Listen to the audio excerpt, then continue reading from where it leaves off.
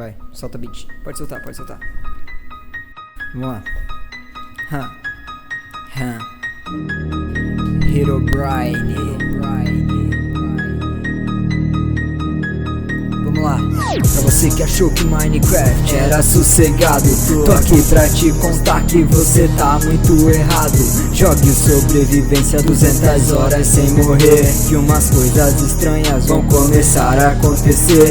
Imagina todos os vidros da sua casa estourando, ou uma pedra indestrutível no meio do nada flutuando, ou um bando de creepers chegando de manhã cedo, pois os monstros da noite parecem estar com medo. Numa noite qualquer então começa a chover fogo. Você desliga o console pois não pode sair do jogo. Se você tá com medo é melhor parar de jogar. 1, 2, 3, Herobrine vai te pegar. Um fantasma, um vírus, um bug, me chame do que quiser. Sou o deus e o demônio do mundo de Minecraft. Tenho poder absoluto, faço a grama virar fogo. Sou a conta do falecido irmão do criador do jogo. Seu prêmio por jogar 200 horas sem morrer. No modo sobrevivência eu apareço pra você. Sou a réplica do mal com olhos brancos do Steve. X1 com Herobrine e você não sobrevive. Então você se veja dominado pelo medo. Pra ação do mundo quadrado você pede arrego.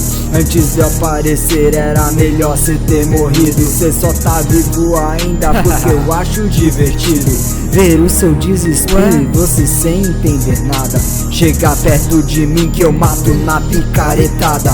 Eu sou uma conta que não devia existir no Minecraft Fórum, ninguém vai querer te ouvir. Aliás, devia ser proibido falar meu nome. Hashtag Herobrine e o seu comentário some. Sou uma assombração, irmão, eu posso te pegar. Deixa o jogo na pausa e o seu corpo no sofá. O Not respondeu teu e-mail, abre, estamos a sós. Sim, eu tinha um irmão, ele não está mais entre nós. Eu morri há muito tempo, só que agora tanto faz. Quero ver se você tem coragem de olhar pra trás. Um fantasma, um vírus, um bug, me chame do que quiser. Sou o deus e o demônio do mundo de Minecraft. Tenho poder absoluto, eu faço a grama pegar fogo. Sou a conta do falecido irmão do criador do jogo. Seu prêmio por jogar 200 horas sem morrer no modo